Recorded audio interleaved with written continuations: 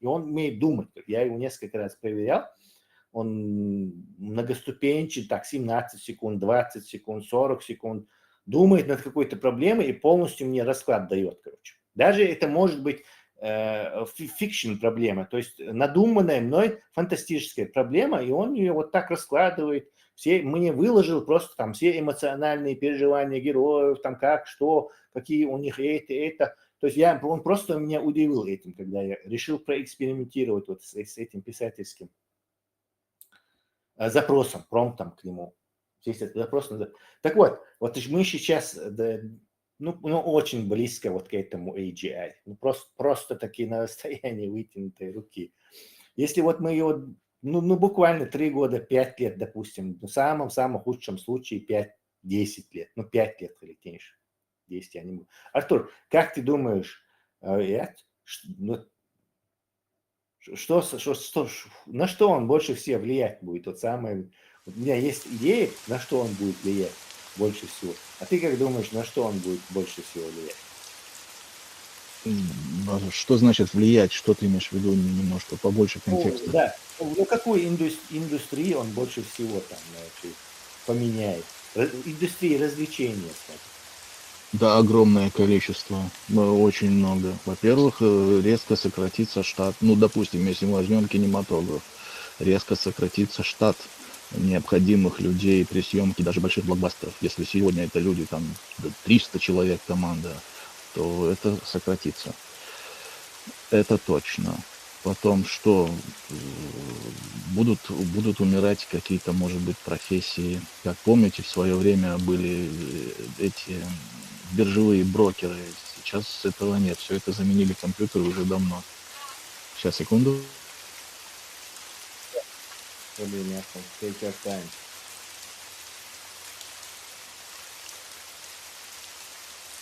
Ибраим, что ты думаешь? Все, я тут. На очень многие профессии повлияет. Он или их уберет вообще, или сократит, или возьмет на себя часть функций этих профессий каких-то. То есть, конечно, разгрузит в этом смысле. Это и хорошо, и плохо. У всего есть свои побочки, свои плюсы и минусы. Так что вариантов масса. Давай я тебя спрошу тогда еще одно. Как ты думаешь, писателей он скоро заменит? Я думаю, что никогда не заменит по одной простой причине, потому что все вот эти идеи, все какие-то, как кажется на первый взгляд, новые какие-то креативные вещи, которые выдают искусственный интеллект, и, скорее всего, те, которые будут дальше, более продвинутые интеллекты, они все учатся на том и предлагают то, что в принципе уже создал человек. И это, как можно себе представить, огромное количество кусочков мозаики, как калейдоскоп, как угодно, да, там огромное количество, можно даже не сосчитать.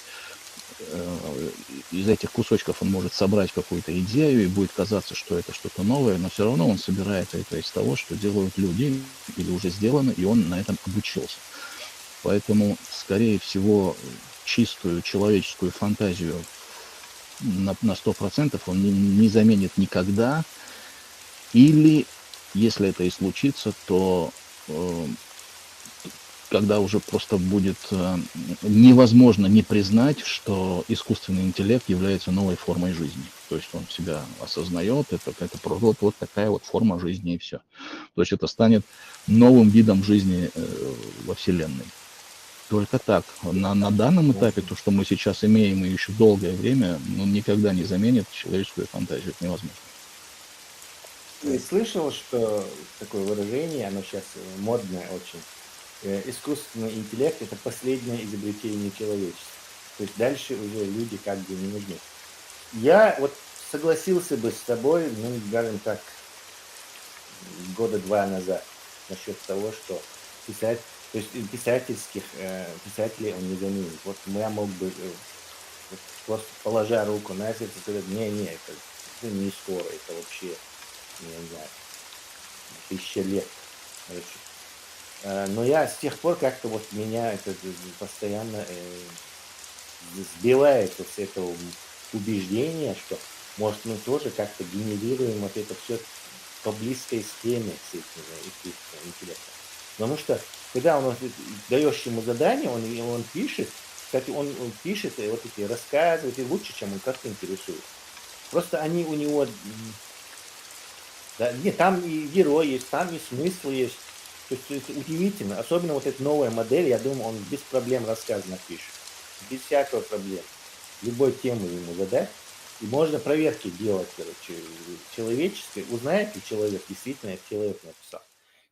И вот эта писательская работа, это как и всякая работа, она состоит из вот, хотя мы ее инстинктивно делаем, там какие-то, я не знаю, на квантовом уровне у нас в голове какие-то случайности есть, которые мы используем, нам приходит какая-то идея в голову, и что можно ему тоже какой-то квантовый генератор случайностей, там, я не знаю, связанный с какими-то, с распадом частиц или с чем-то еще, там, из атомом цезия, тоже ему кинуть, и пусть он тоже использует вот это возможности случайного выбора, когда пишет свои книжки. Я вот сейчас не очень в этом уверен. Да, он заменит очень много людей, он заменит это на промышленности, в сфере обслуживания. То есть мы скоро будем просто наводнены человекоподобными андроидами. Может, даже не особо человекоподобными, потому что есть некие группы тоже, которые говорят, и, чтобы не делали роботов похожим на людей. Мол, в этом, во-первых, нет смысла, то есть робот должен, его тело должно быть приспособлено к выполнению какого-то задания. Зачем его делать похожим на человека? И второй у них аргумент, это как бы психологически на наше общество будет плохо влиять. То есть поэтому есть специальные как бы, эти организации, не знаю, группы, сообщества, там, объединившие, которые выступают уже против того, чтобы делались похожим на людей роботы, короче, и они приводят свои какие-то там, логичные, разумные с их точки зрения аргументы. Это раз. Ну, И искусственный интеллект, например, свойствен мышления, шадига, свойствен хирдубов, шихилча. Так, например, свойствен чувствуешь, войн халхиятар, например, дикхиятар, радость, эмоции, шадик. Үш вложить дуб царцон, да, мы к этому перейдем. Я тут его расшусом, потому что это самая интересная тема. Вот Артур как бы этот общую затронул, а она есть там этот нищевой, скажем так, момент интересный во все это. Я на этом в момент я книжку пишу именно, получил идею из анализа вот этих вещей, что нас ждет из-за этого искусственного интеллекта, и мне он интересную идею, там, не знаю, долго над этим думать, для чего интересную идею для книжки подал, даже для нового жанра, можно сказать, субжанра, скажем так. Это редко происходит, что люди изобретают новый поджанр фантастики. Там есть фантастика, это жанр, научная фантастика, это жанр, фэнтези, это жанр как бы в глобальном том смысле. Потом эта научная фантастика делится на такие поджанры. Космическая фантастика, путешествие во времени, фантастика, про бессмертие есть, короче, поджанр. Еще, ну-ка я вам вопрос, какой еще поджанр есть в фантастике? Кто догадает, кто угадает? Путешествие во времени, космическая опера, бессмертие. Мы только что о нем говорили, кстати. Научная фантастика. Научная фантастика? Маша, нет, научная фантастика это все, это суперкатегория. Оно делится в него ходят субкатегории, скажем так. Космическая фантастика, про бессмертие, то есть вечную жизнь, про путешествие во времени, бла-бла, не знаю, про биооружие там какое-то. Ну, может быть, фантастический реализм? Нет, мы сейчас прям обсуждаем один из этих поджанров. Искусственный интеллект. То есть искусственная жизнь, разум, это тоже поджанр. Ну, смотри, Тесла, здесь нужно учитывать еще, ты сейчас приводишь довод с точки зрения, то есть с одной стороны, со стороны этого искусственного интеллекта, важно понимать еще и восприятие самого человека. Мы в этом смысле немного брезгливые. Мы хотим handmade, мы хотим чего-то настоящего. Это будет в человеке всегда. Все, что будет придумано искусственным интеллектом, это всегда будет под грифом какой-то синтетики. Да, И кстати, понимаешь? И да, то есть это всегда будет восприниматься как что-то искусственное, что-то ненастоящее, что-то неживое. Человек всегда захочет читать книги или слушать музыку, созданную такими же живыми людьми. Это будет всегда, это тоже надо учитывать.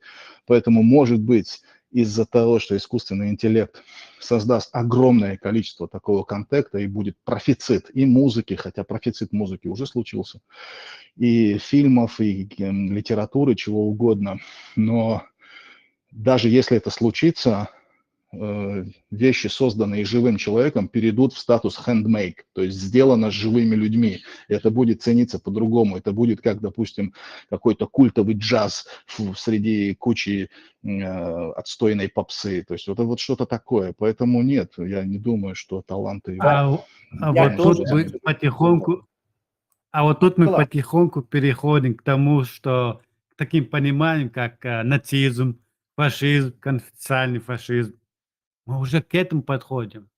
Это предвзятое отношение к искусственному интеллекту. Кстати, будущая проблема. Кстати. Дискриминация. Это будущая проблема. Не, я тоже согласен с Артуром. Артур, Таня, я тоже согласен в том плане, то, что все творческие моменты, да, такие писатели, там, режиссеры, сценаристы, все дела, музыку мы слушаем для того, чтобы прочитать этого человека. Когда мы слушаем, мы читаем его мозг фактически, мы чувствуем так же, как и он нам хочет передать это. А искусственный интеллект, я думаю, будет только хорошо именно технические моменты какие-то, ну, как бы помогать и делать правильно то, что хочет донести автор. А так, если честно, я бы лучше, конечно, человека послушал бы. Потому что он как Проблема, бы эмоциями подпитан, а эмоции его заставляют творить.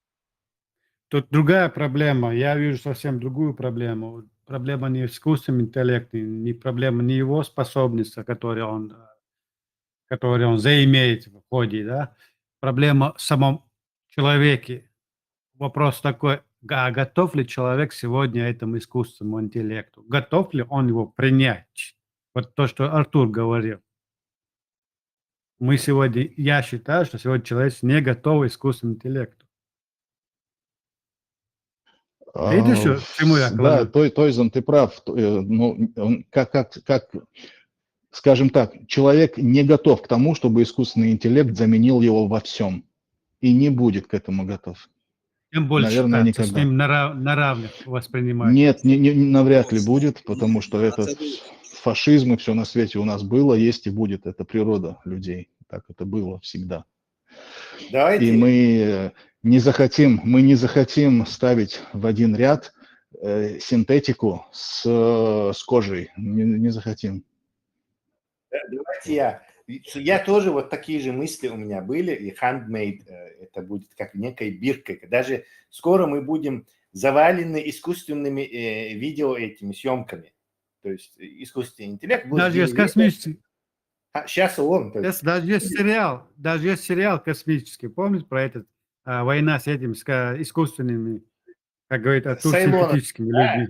Да, вот. Это Галактика, фантастика. по-моему, крейсер Галактика. Хороший сериал. Да. Кстати, Просто я одну хочу вещь проиллюстрировать. Мы мысль потерять. Yes. Вот мы скоро будем завалены разными этими видеороликами, да, искусственно созданными. То есть, причем неотличимым от реальности. То есть, чем дальше будет идти, тем больше.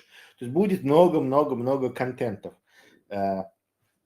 И, естественно, будут какие-то меры приняты, чтобы такой-то контент отличался от handmade, да и human-made даже можно.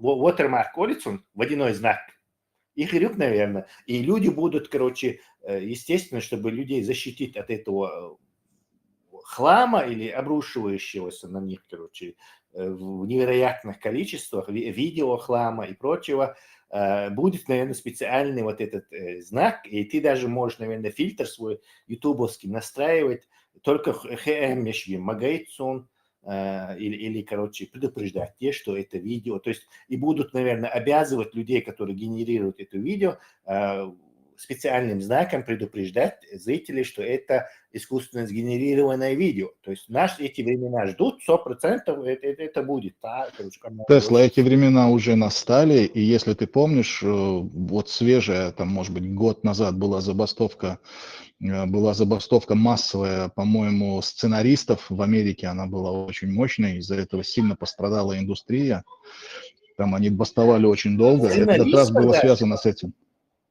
Там обязали, по-моему, использовать вот эту вот плашку human-made и использование интеллекта, там сильный был скандал на эту тему. Артур, ты про художников или сценаристов? Я про сценаристов.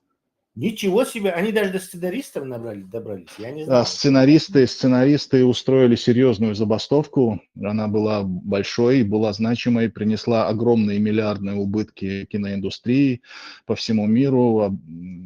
Страдали не только какие-то там голливудские мамонты, но и стриминговые конторы. Совершенен, Артур. Он же не может нормальный сценарий все еще сочинить. Ну, может, конечно, но это будет все равно какая-то... Да, вот даже на этом этапе, даже на этой ступеньке уже столкнулись с этим, споткнулись, и потому что начали массово использовать сценаристы, искусственный интеллект для создания сценариев, пошли какие-то шаблоны, пошли какие-то вот... Ну, прям совсем, но это все равно шаблон, так или иначе, он же пишет по каким-то клише, это если попытаться даже продвинутый сценарий, можно проанализировать, что это какие-то клише, и на этом начались вот эти вот движения, и там лагерь разделился, можно использовать искусственный интеллект для создания сценариев или нельзя, это была основная... Вот где коса на камень нашла, основная причина была этого. По этой теме и была забастовка. И вроде как сейчас уже вот та плашка, о которой ты говоришь, уже как бы, по-моему, обязали указывать, использовали ли искусственный интеллект при создании этого произведения или нет. И если да, то нужно, по-моему, предоставить процесс работы, что именно использовалось, то есть какую роль сыграл в этом произведении именно искусственный интеллект. Использовали его просто как механизм, да, там, поиска идей, а потом прорабатывали сами, или полностью ему отдали на это. Ну вот там уже нюансов много.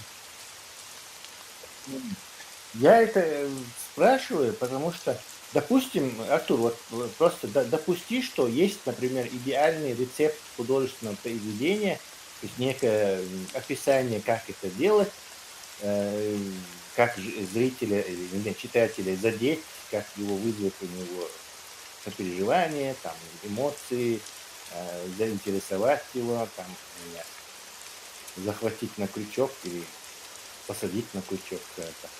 И вот, если мы какой-то у нас очень умный AGI, Artificial General Intellect, и он освоит вот это дело, человек же не сможет его побить в этом деле, я имею в виду. Есть даже интеллекты, которые называются, например, humanize текст, то есть изменить текст так, чтобы как будто это человек писал.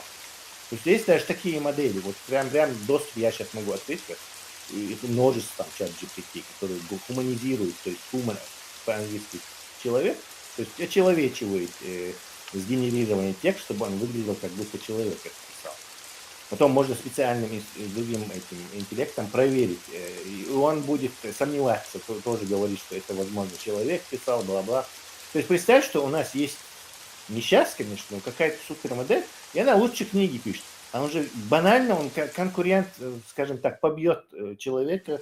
Ну да, как люди будут, как ты говоришь, цепляться за человеческое, то есть солидарность уже будет, уже не белые против негров или не знаю, желтые против негров, красные против белых и так далее, а будет, короче, люди против искусственного интеллекта, то есть разделить. И такое разделение неизбежно в будущем. Представьте, мы подходим к этому моменту, что в будущем будет это разделение будет по признаку искусственный, неискусственный, или handmade, non-handmade, скажем так. Эй. А, Тесла, а что делать, если до таких времен дойдет все это больше, да? А что делать с таким понятием, как божественное творение?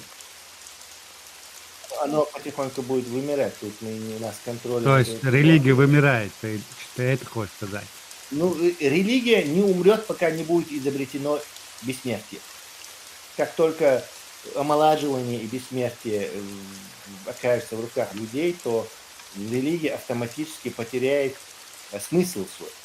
Оно же предлагает жизнь после жизни, и именно этом-то Да, страх перед смертью уйдет. Да, эксплуатирует страх перед смертью. Если у вас не будет страха перед смертью, то вечная жизнь, то в чем смысл религии вообще? Он же полностью исчезает. Это интересная тема, кстати. Да, согласен, да. Хотя религии, они настолько в этом смысле живучие, гибкие изобретения, они же тоже эволюционируют. Ну, элементарно, совсем, может быть, маргинальный пример, но элементарно там, если там лет 50, допустим, 50, хотя меньше, может быть, лет 20-30 назад люди, ну, если возьмем ислам, там люди там на косточках пальцев там высчитывали. Сегодня уже для этого используют девайсы, счетчики специальные. У людей есть приложения, которые их призывают там, к молитвам и к чему угодно. То есть она все равно эволюционирует. Любая религия использует технологии, подстраивается. Если послушать этих христианских проповедников и так далее, они сейчас так все это интерпретируют, так это все с наукой переплетают, тоже пытаются выжить, как и любой организм, не хочет умирать и пытается жить подольше, это понятно. Поэтому, да, конечно, так быстро это не произойдет, но процесс идет, да, в этом смысле все правильно. Артур, а ты представь человек, который, не знаю, 200 лет живет, он же из этого ислама выйдет по-любому, то есть у него просто время для этого будет. Я и говорю, ты абсолютно прав. Как только человек или сможет победить смерть, или значительно продлить свою жизнь, что к чему, кстати, идет, и генная инженерия рано или поздно с нее снимут запреты, и человек захочет жить дольше, то тут ты прав, да, там человек 200-300 лет живущий, ему уже совсем другая информация будет в голове. Хорошо, если у кого больше ни у кого нет вопросов, я подниму еще на более интересный уровень эту дискуссию. Тесла, можно вопрос? Тесла, можно вопрос? Конечно. Вот я интеллект читаю, искусственно, да, слушаю вас с большим интересом. Вот, допустим, искусственный интеллект, да, у нас на сегодняшний, или, допустим, на еще плюс 300 лет, 400, 500 лет, да, кроме того, что в сфере развлечений, какую пользу он может нам принести человеку в сфере биоразвития или, так скажем, экологии? Сегодня экологическая проблема на планете, допустим. Ему нету. Твое мнение. Искусственный интеллект 200-300 царешь, а 200-300 ты махнула слишком далеко. Буквально в течение твоей жизни, я не знаю, сколько тебе лет, искусственный интеллект кучу проблем решит нам. То есть он, во-первых, только что мы говорили, проблема это старости. То есть омоложение и вечная жизнь достижима при помощи вот этого супер AGI. То есть AGI, потом супер AGI. Супер AGI это для него это не проблема. Расколоть это, эту загадку, короче, смерти. Кстати, есть недавно обнаружили, что у нас есть мы, оказывается, не потихоньку стареем, а есть вот это пороговый щук, два значения. 44 года и ранние 60, то есть после 60, какие там 62, 60. Эти сдвига у нас происходит именно вот в эти возрасты. То есть скачкообразное старение оказывается. Оно не Тесла, мы сейчас говорим о человеке, мы сейчас говорим о себе. Да. Вы делаете свои проблемы, ну, типа, о себе лично. Я еще не ответил. Я еще не ответил. Извини. Проблема вот это бессмертие, раз. Бог, он будет работать за нас и очистить океаны, и экологию, наладить все, как везде посадить деревья. То есть превратить землю в некий рай для этих праздных дармоедов, это он вполне способен, и мы к этому даже идем. То есть нет проблемы, которую искусственный интеллект не сможет для нас решить. Он сможет для нас Солнечную систему исследовать по проблеме, он как человек не подвержен радиации, там, старению, кушать ему не надо. Мы облазим всю нашу Солнечную систему при помощи искусственного интеллекта, зондов, управляемых искусственным интеллектом, и узнаем, что у нас тут все вокруг. Может, в ближайшей звезде что-то пошлем, но это не скоро туда долетит, конечно. То есть там есть куча вещей, которые искусственный интеллект решит. Даже задавать такой вопрос. Кто изобрел искусственный интеллект тогда? Иена Гмило?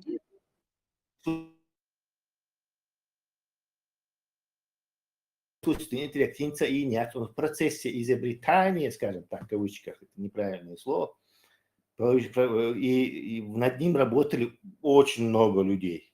То есть закладывал кто-то теоретические выкладки этому, писал научные работы, потом делались опыты, потом дальше мощность компьютера все увеличилась, и эти опыты, скажем так, можно было уже, эти выкладки научные, их можно было проверить уже на реальном железе. Потом железо еще более мощное становилось, процессоры становились еще более мощными, еще маленькими, транзисторы становились, еще больше их можно. И железо, как вот подошло сейчас, в 2017 году была сделана теоретическая работа этого генеративного интеллекта. Это не искусственный интеллект, а генеративный интеллект. Тесла, чтобы было понятно, сам проведу или аналогию, или сравнение, как хотите. Это то же самое, как человечество в свое время придумало колесо. Видите, что? Вот когда оно придумало колесо, пошло развитие технологий различных. То же самое сегодняшний искусственный интеллект. Это как придумать колесо. И что он душу? Вот если с этой точки зрения подойдете, вы начнете понимать, к чему идет человечество. Велим, Тесла. Немножко продолжи, я на 10 секунд отвлекусь. Как я это воспринимаю, смотрите, искусственный интеллект, он человечеством освободит от многих дел, которые сегодня люди заняты. То есть появится много свободного времени, которое ты можешь направить на что-то либо другое. То есть какие-то профессии исчезнут. Святое место пусто не бывает. Появятся новые профессии, они по-любому появятся. То есть Тесла с Аллах то же самое. Это пойдет быстро развитие технологий. То есть это процесс развития технологий, он еще быстрее станет. С этим жизнь человека станет еще лучше, или у него появятся еще какие-то другие методы. То же самое борьба со смертью. Там много плюсов, но там минусы в том, что готов ли сам человек чисто вот в этом своем моральном с точки зрения принять его, этот искусственный интеллект. Если мы этот барьер перешагнем, без проблем. Вайн гурдухум что ацахит, но все равно к этому все идет.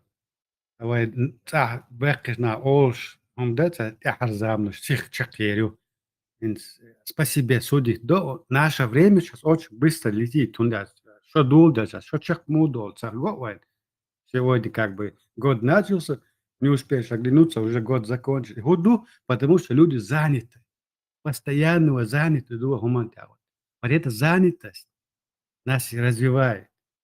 Алхмуда, всего лишь была сельскохозяйственность, я не знаю, прокормить семью, все. А сегодня очень много дел. Там, кормить, там, технологии, там, другое, наука, духом шмадева, но адаман ты хочешь, да. Я считаю, что искусственный интеллект нам поможет во всем. Освободит нас, его повторяюсь, от многих дел, на которые мы сегодня не просто у нас нет времени иногда решать какие-то другие проблемы, на которые мы закрываем в связи с этим какие-то, наверное, глаза и забываем про это. То же самое экология. Экологию мы можем другой технический вопрос, если отдать сферу технический вопрос, отдать искусственному интеллекту, у людей появится, не знаю, время для искусства, там, время для, не знаю, заняться собой, со своим здоровьем. То же самое экологией. Он изгой. Я это так вижу. Я в этом не вижу каких-то трагедий для людей. Так, если у кого-то нет другого вопроса, я перейду к самому вот интересному, что он отвечал. То есть тебе тоже это самое интересное покажется, последствия вот этого искусственного интеллекта. Это самое щекочущее нервы и интересное в этом деле. Дело в том, что искусственный интеллект Юрий Дальча, мы только что говорили, что он может идеальный рецепт, не знаю, фильма или чего-то, и нагасанный идеальный рецепт Яляха, он уничтожит в этом смысле. И мы даже будем цепляться за человеческое, но другие, например, вырастающая, скажем, молодежь, которая с детства воспринимает этот искусственный интеллект как нечто само собой разумеющееся, их мы уже не увидим, короче. Ну, не смотри фильм, который сделан там искусственным интеллектом, там, не знаю, 20-22 поколения, не знаю. А смотри вон, что там наш сосед Джон, короче, написал, и они вместе сделали там со студией своей. И убедить твоего рвать, если вот этот фильм будет на голову выше, интереснее, захватывающий, и это. То есть это конкуренция, и у тебя, короче, и тоже значение играет. В конце концов, есть же Китай, то есть наш Китай просто может этим, которые не будут этих моральных каких-то цацкаться с этим, который будет тупо, короче, и дальше его тренировать, развивать этот интеллект и просто захватит, короче, рынок мозгов, скажем так. Рынок вот этого, не знаю, потребляющий вот эту продукцию. Кстати, он примерно в мини-режиме это сейчас происходит, как китайцы клепают вот эти анимешки, мультики, короче, компьютерные, с бессмысленным сюжетом часто, кстати. Очень редко там нормальный сюжет попадается. Пытается подражать японцам. Нет ничего более жестокого, бессмысленного, чем китайское аниме. Я пытался и посмотреть, просто не смог. Хотя, может, я просто пристрастен к японскому аниме. Шугари интересный искусственный интеллект. Когда появится искусственный интеллект, он достаточно будет, и когда тот самый AGI появится, вы знаете, что больше всего денег у нас зарабатывают даже не продавая оружие, скажем так. Вроде бы это супервыгодный бизнес, не продавая наркотики. Больше всего денег зарабатывает, продавая людям компьютерные игры.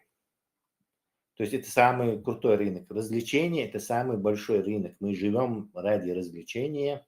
Я даже в свое время книжку написал по этому поводу, где это разбирается именно это, что человек ради развлечения живет. И ультимативное развлечение в виде вот этого виртуального мира, ощущаемого как реальный, в котором бесконечное количество вариантов и бесконечное количество разных сценариев, это для человека идеальное, скажем, развлечение. И он к нему стремится, и когда-нибудь его достигнет, и на этом наша цивилизация по некоторым соображениям, как бы это сказать, по выводам некоторых людей там и закончится, короче. Закончится в смысле изолируется, закапсулируется в такое замкнутое, скажем так, образование. Процесс эволюции становится обоим, развитие самого человека. Не будет человек никуда стремиться, ни к звездам, ни этому, а самоизолируется. Я вот что хочу сказать, Тойзен. Я слишком длинно это объясняю. Так вот, когда появится этот искусственный интеллект, и, как ты говоришь, он какой-то, не знаю, ящичек придумает, прилепить к этому, чтобы у этого интеллекта были какие-то чувства. Или они будут тренировать на чувства. вот не знаю, на эмоции, на это. И вот начнется вот это самое, сейчас потирая руки, самое интересное развлечение Милаха Тойзена, это играть в какую-нибудь РПГшку, где вот эти NPC, они думающие, чувствующие, живые искусственные организмы, хотя и состоящие из программ. Но мы, в общем-то, сами тоже ведь память, да? То есть они тоже память будут, но они будут такие чувствующие. И вот такая игра будет ультимативно интересная тебе. Согласен, Тойзен? Да, даже есть такой сериал уже. Идея 100 лет в обед. Это просто она сейчас кажется такой супер захватывающей, интересной, потому что мы оказались, вот прям, мы-то, когда эта идея, она ей уже давно, много лет еще, в 60-х годах были написаны романы, где есть вот эти разумные. Возьми тот же этот культовый фильм «Трон». На эту тему есть даже лучшая работа, фильм «Нирвана», вообще хороший, вот прям хорошая иллюстрация к тому, что ты говоришь, прям идеальная. Там как раз весь фильм о компьютерной игре, она мега реалистична, и человек не понимает, он в игре или в жизни. То есть там это основной вопрос. Да, вот идея-то сама, она давно обыгрывается в кино. Да, Кристофер Ламберт, по-моему, да, снимается там, если я не ошибаюсь. Да, кстати, да. Кристофер Ламберт, он, по-моему. Но это уже довольно старый по нашим меркам. Он до сих пор отлично смотрится. Кто не видел, он в стиле киберпанк снят. Кто не видел, посмотрите. Он Артур, до сих пор классно выглядит. Ты смотрел сериал Westworld? Вот по названию Тойзен не скажу. Если ты мне сюжет примерно расскажешь, что скажу. Я название плохо запоминаю. Это то же самое, да, то же самое, что Тесса тоже сказал. Там человек придумал Дикий Запад. Да, все, Мир Дикого Запада, да, смотрел. Да. 2 сезона посмотрел, 3 нет. Но первый вообще шикарный сезон, прям, да. Смотрел, да, смотрел. Я только первый смотрел, дальше не смотрел, да. Первый был действительно. Да, Тойзен смотрел, хороший сериал, мне понравился. Дальше там Тесла говорит. Ради бабла. Я почему говорю, что сейчас эта идея, она так будораживающая, там, щекочущая нервы, понимаешь? Потому что мы оказались, это же рядом, вот представь, мы рукой дотянулись до этого. Там-то ты в 2000, например, я не знаю, 5-м смотришь сериал, ты думаешь, там через 200 лет, наверное, это будет, через 150 лет, там еще что-то. У тебя это дело далекого будущего, тебе это тебя и так не задевает, эта идея. А сейчас она нас задевает буквально, мы в ней оказались, мы перед этой проблемой моральной стали. Понимаешь? Я почему называю ее моральной проблемой? Человек начнет играть в Бога, то есть Бога-творца.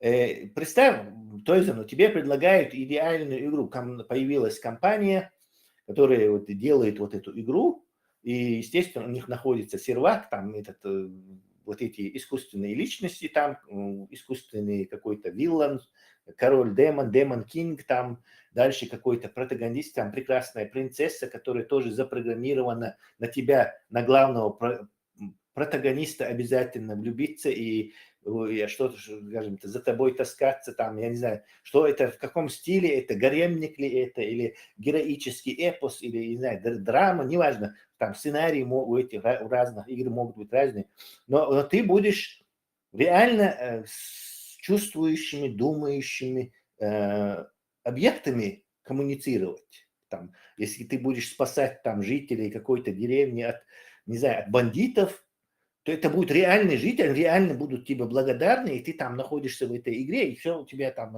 вокруг тебя это как бы происходящее. Но здесь встает один моральный, я именно вот это обдумывание этого и привело меня к этой идее создания этого субжанра, который я сейчас книжку пишу.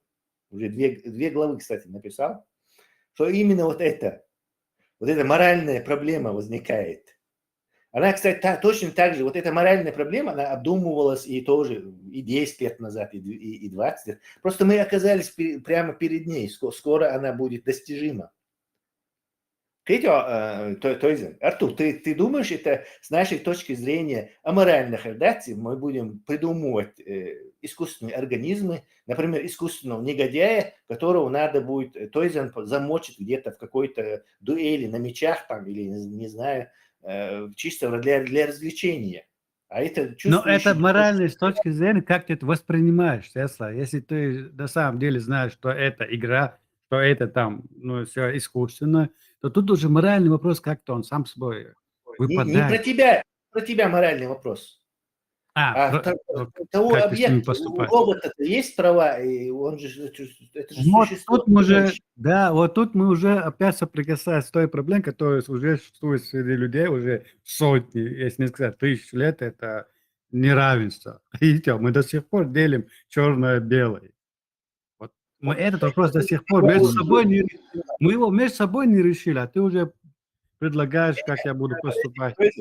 Я еще допускаю, что как только появится вот этот вот уже полновесный искусственный интеллект, и когда и станет четкий вопрос, это эмуляция чувств, или он действительно чувствует, и действительно у него есть самосознание, или это эмуляция. Мир вообще будет на эту тему очень, очень жестко дискутировать, и это будет дискуссия, ну, это как новая религия появится.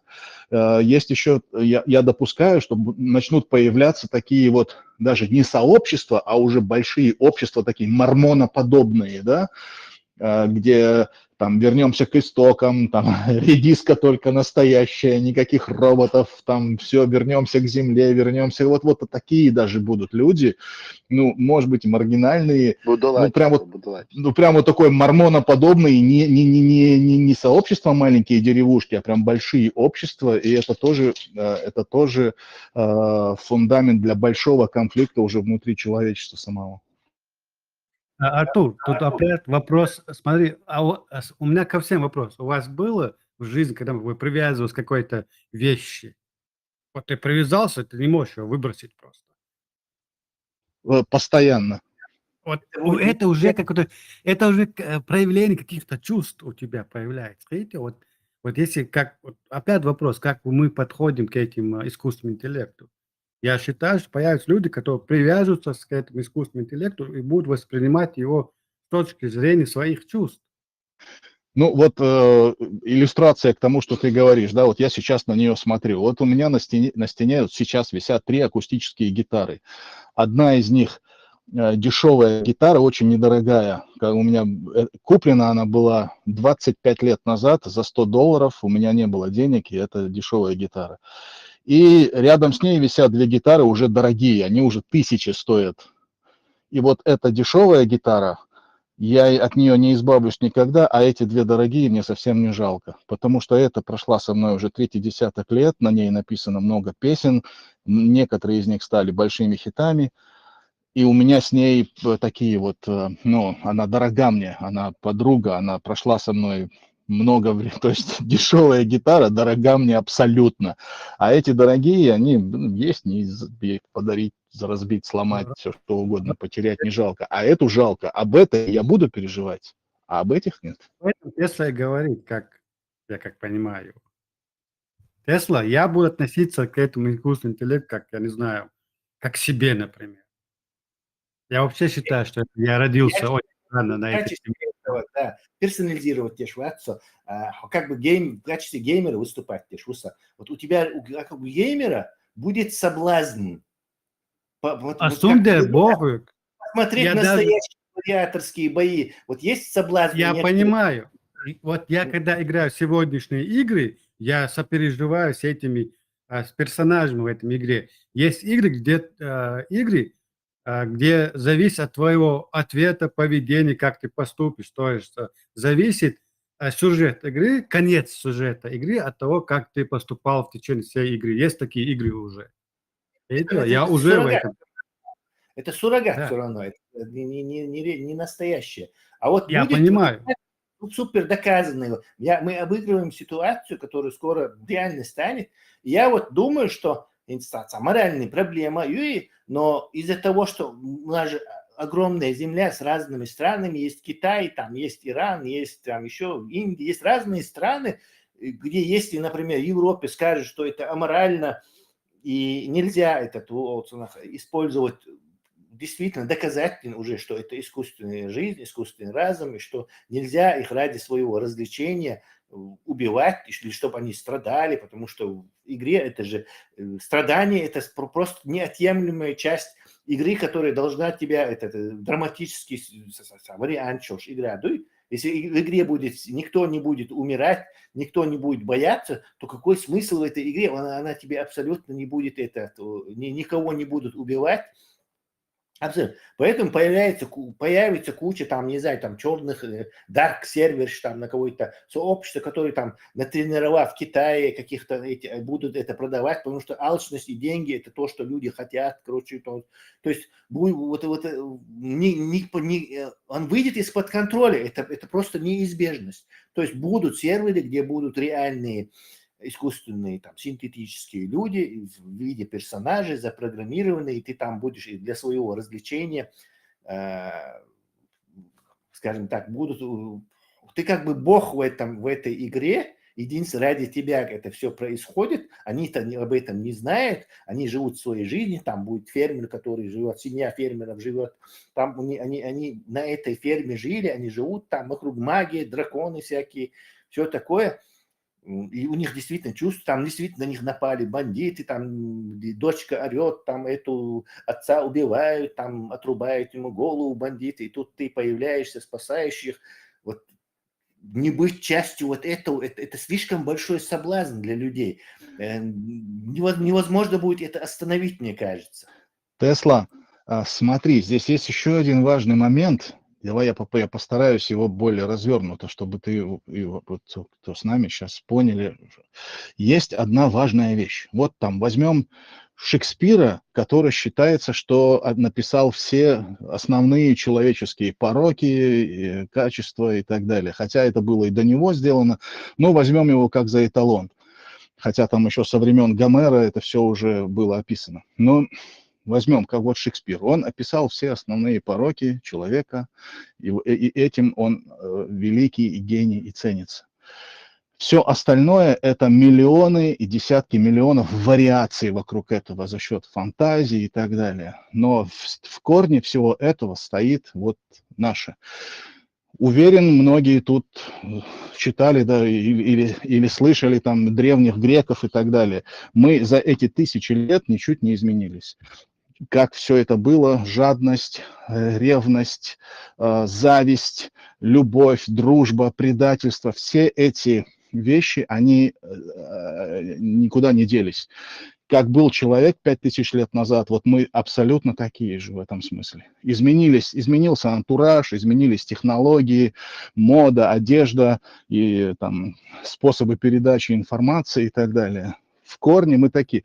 Если этот интеллект, который будет новым механизмом, новой вехой в технологиях, будет с человеком контактировать вот в этой системе координат, в этих парадигмах, ничего, собственно, большого конфликта не будет. Все приспособятся, появятся ниши, кто-то будет там за human-made, кто-то там и синтетикой, а кто-то вообще не будет всеядный, не будет особо различать. Интересно и хорошо. Проблема будет тогда, когда искусственный интеллект предложит совершенно новые какие-то новые парадигмы, доселе нам неизвестные и непонятные, ну, вплоть до того, что вот мы живем в трехмерном мире, а он предложит четвертое измерение, и вот тогда будет конфликт. Если этого не случится, и искусственный интеллект будет, в принципе, ну, продолжением человека или новой его вариацией в цифровом режиме, проблем больших я не вижу. Если будут кардинальные изменения, то будет конфликт, это точно. Вот то, что ты говоришь, это всего лишь 5000 лет было, но это с точки зрения эволюции, это мизерное время. А со времен австралопитека до хуманоида, например, прошли 1 000 000 лет эволюции. Только вопрос в том, что вот с развитием технологий, а мы сегодня наблюдаем, что технологии с каждым днем все быстрее и быстрее развиваются, сейчас перед человеком стоит вопрос, сумеем ли мы с этим развитием технологий идти как бы на одной скорости развиваться. Вот в чем проблема с точки зрения вот больше моральности, да, вот, принимать это как положено. То есть проблема в том, что развитие технологий опережает саму эволюцию человека. Вот где я вижу проблему. И насчет эмоций. У меня как-то был урок, чем мы, к сожалению, его не записали. Или записали, даже выложили, по-моему, где мы рецепт правильного художественного произведения, скажем. Он действительно, количество наших эмоций, оно ограничено, оно уже пересчитано и, скажем так, известно. И все остальное лишь вариации, комбинации, бесконечные комбинации, вариации. Что-то более сильным ты делаешь, что-то менее сильным ты делаешь, на что-то такой-то упор, что-то так, да, комбинации. Еще и этих комбинаций, да, бесчисленное количество может быть. Но действительно в основе стоят вот эти несколько основных наших чувств. Там, чувство мести, любовь, жадность, жадность, эгоизм, материнская любовь, там, чувство дружбы. Ну, не штука, не так много. Тесла, вот насчет того, что ты сказал, игра в Бога, например. Есть игра сегодня, Артур ее уже знает, Cyberpunk 77. Вот в этой игре тебе предлагают там, если память не знаю, 3 концовки игры, сюжета. То есть я по себе вот сейчас сужу свой опыт. Я вот когда играл в эту игру, старался вот сделать ту концовку, которая считается хорошей, да, которая изобрели это авторы считают хорошей. Я старался идти к этой концовке, но это было трудно, зависит от моих ответов, моего поведения в самой игре. Но вот это чувство Бога у меня не было, потому что у меня было понимание, где есть реальность и где есть виртуальная реальность. Я понимал, что если я выключу компьютер, то эта виртуальная реальность исчезает, я остаюсь со своей реальностью. А с Богом ходу, вот когда в тот момент, когда вот эта грань между реальностью и виртуальной реальностью, эта грань исчезнет, вот тогда уже игра в Бога на самом деле по-настоящему будет. А пока мы осознаем, что где есть виртуальная реальность, а где есть сама реальность. Мы это осознаем. Пока есть осознание. Да-да. Тойзен, я тебе даже поделюсь. В этом моем новом романе я как раз таки вот игры делятся на эти 2 категории. Там, и как раз вот я учил играть, да, ты как, не знаю, немножко предвосхитил. Они называются божественные игры, то есть где искусственный интеллект и реальные чувства щелж. Он, короче, используется в этих NPC, non-playing characters, то он, такие игры называются божественные, God's Game играми. Да, есть. Когда появится God's Game, это некий все-таки переворот сознания и моральная проблема появляется. Мне кажется, что страшная моральная проблема перед человечеством встает. Очень страшная. Не хочу показаться сентиментальным, но я просто хочу быть с вами честен. Вот когда я играл в эту игру, я вот переживал за этих персонажей. Вот в какой-то момент я себя поймал на мысли, что за что я переживаю, сижу тут, не знаю, депрессия ушел.